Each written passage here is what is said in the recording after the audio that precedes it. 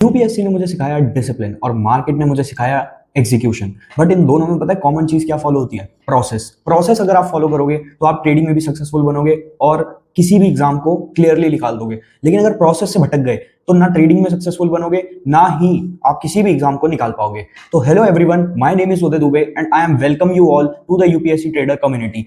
आज हम सीखने जा रहे हैं व्हाट इज ट्रेडिंग। लोग ट्रेडिंग को क्या समझते हैं? सिर्फ शेयर्स को बाय और सेल करना? क्या इतनी आसान है ट्रेडिंग? सच में ट्रेडिंग को बस इतना ही बोला जाता है? तो एक्चुअली में ट्रेडिंग है क्या? तो चलो हम इस चीज पे डिस्कस करते हैं, इसको एक्सप्लेन करते हैं, इसको समझते हैं, इसमें एस्पेक्ट क्या क्या होते हैं। क्योंकि ट्रेडिंग सिर्फ बाय सेल करना होता तो आज दुनिया में सब ट्रेडिंग करके सब पैसा कमा लिए होते। बट सच में ट्रेडिंग ऐसी होती है? नहीं, ऐसा कुछ भी नहीं है। ट्रेडिंग इतनी आसान नहीं होती है। ट्रेडिंग में बहुत सारे एस्पेक्ट्स होते हैं, ट्रेडिंग में बहुत सारे पोर्शंस होते हैं, उस पोर्शन को समझना होता है स्टेप बाय स्टेप। तो चलिए मैं आपको अपनी स्क्रीन पे लेके चलता हूँ, वहां पे आपको मैं बताता हूँ कि यहाँ पे ट्रेडिंग क्या होती है। जैसे कि आप चार्ट पे देख पा रहे हो, मेरा यहाँ पे एक ट्रेड चल रहा है जहां पे मैंने यहाँ कहीं पे एंट्री बनाई है और ये बस एक कैंडल में बस ऑलमोस्ट टारगेट हिट करने वाला है। Okay, target done. तो ट्रेडिंग एक्चुअली में होती क्या है? तो चलो मैं अपने बोर्ड पे लेके चलता हूँ आपको। ट्रेडिंग एक्चुअली में होती क्या है? देखो, लिटरल मीनिंग ट्रेडिंग का तो यही है, buying and selling of asset. ठीक है, आपने एक किसी भी एसेट को लो प्राइस पे खरीदा, सपोज एट एट 100 रुपीज आपने खरीदा और आपने उसको बेच दिया जब वो हाई गया, सपोज 110। ओके, जैसे इस केस में क्या हुआ था, मेरा एवरेज प्राइस देखो क्या था, यहां पे देखना, यहां पे देखो मैंने कब खरीदा इसको, 201 पे मैंने खरीदा और 223 पे मैंने इसको बेच दिया।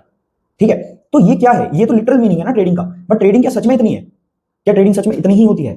नहीं गाइस, देखो ट्रेडिंग ऐसे नहीं होती है। ट्रेडिंग में बहुत चीजें होती हैं। ये चीजें, ये जो मैंने अभी खरीद के बेच के ये सब किया है ना, इसके पीछे की साइकोलॉजी, इसके पीछे की प्लानिंग आप लोगों को आने वाली वीडियोस में समझ में आएगी। जब मैं लाइव ट्रेडिंग वीडियोस भी डालूंगा तो आपको वो सब चीजें समझ में आएंगी। बट मैं ट्रेडिंग को पता है किस, ये 4 पिलर्स पे देखता हूँ। ये 4 पिलर्स पे, जिसमें टेक्निकल्स आते हैं। पहला पिलर सबसे इंपॉर्टेंट टेक्निकल है। टेक्निकल नहीं आया तो ना आप रिस्क मैनेजमेंट फॉलो कर पाओगे, ना आप साइकोलॉजी आप मेंटेन कर पाओगे। फिर उसके बाद रिस्क मैनेजमेंट नहीं आया तो टेक्निकल सीखने का कोई फायदा नहीं है। साइकोलॉजी अच्छी नहीं है तो रिस्क मैनेजमेंट का भी कोई फायदा नहीं है। और मनी मैनेजमेंट लिख दिया मैंने यहाँ पे, ये एक्चुअली में लाइफ मैनेजमेंट होना है।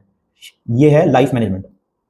अगर आप अपनी लाइफ को मैनेज नहीं कर पाए ना, अगर आप अपने इमोशन, ग्रीड और फोमो एंट्री और ये सब चीजें जिसमें आप पैनिक कर जाते हो, ये सब चीजों को अगर आप कंट्रोल नहीं कर पाए ना, तो आप ट्रेडिंग में कुछ नहीं कर पाओगे, कुछ भी नहीं कर पाओगे। मैं गारंटी दे रहा हूं आपको। सबसे पहले इंपॉर्टेंट है कि आप अपनी लाइफ मैनेजमेंट को सुधारो। देखो, अब एक एक करके हम इन सब चीजों को समझते हैं। टेक्निकल का मतलब क्या है? ट्रेडिंग में टेक्निकल का मतलब होता है चार्ट को पढ़ना आना चाहिए, चार्ट रीडिंग।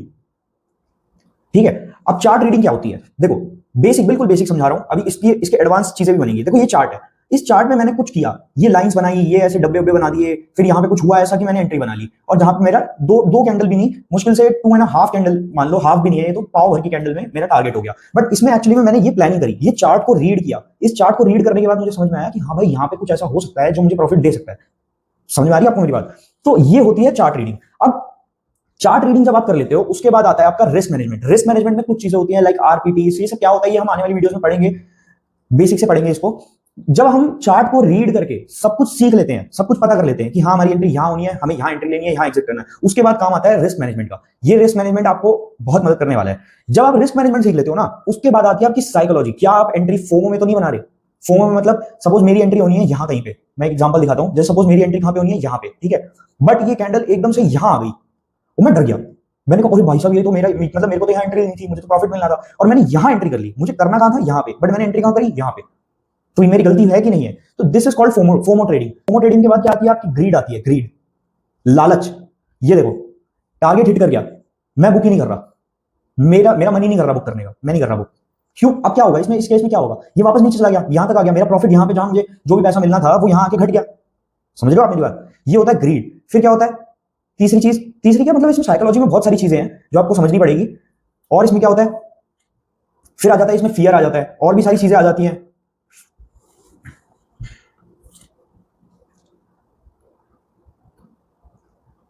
फोमो आ गया, फियर आ गया। अब फियर कैसे पता लगेगा? देखो, ये देखो फियर, मैंने यहां एंट्री बनाई, ठीक है, इस कैंडल के क्लोजिंग पे।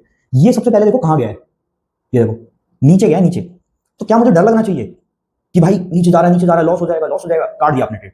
अगर मैंने ये ट्रेड डर के मारे काट दिया होता तो क्या मुझे ये प्रॉफिट मिलता? नहीं मिलता। ये होता है साइकोलॉजी। अगर आपकी ये साइकोलॉजी अच्छी नहीं है, अगर ये आपकी साइकोलॉजी अच्छी नहीं है, तो ट्रस्ट में गाइस आप कुछ नहीं कर सकते। आप ट्रेडिंग में तो कुछ नहीं कर सकते बेसिकली, क्योंकि यहां पे पता है फ्लक्चुएशन होती है। यहां पे कभी आपको 10,000 रुपए दिखाएगा वो, कभी आपको 1,000 रुपए दिखा देगा, कभी माइनस में 1,000 रुपए दिखा देगा।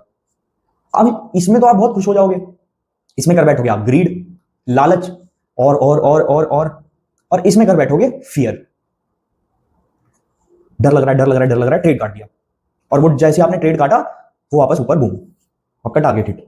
तो क्या ऐसा करना चाहिए? नहीं गाइस, ये सब चीजें फालतू की होती हैं। साइकोलॉजी पे भी हमें काम करना पड़ता है। अब इसके बाद आता है हमारा रिस्क मैनेजमेंट, ये लाइफ मैनेजमेंट। लाइफ मैनेजमेंट में सबसे इंपॉर्टेंट क्या होता है? आप सबसे पहले सुबह उठ के करोगे योगा, जो चेकलिस्ट वगैरह हमारे पास पड़ी हुई है वो हम आपको देंगे, इनिशियल फेजेस पे तो नहीं देंगे, सब कुछ समझाने के बाद देंगे। योगा, फिर उसके बाद योगा के बाद आप करोगे मेडिटेशन, मेडिटेशन के बाद जाओगे आप जिम, जिम के बाद आप खाओगे कुछ हेल्दी फूड, हेल्दी फूड।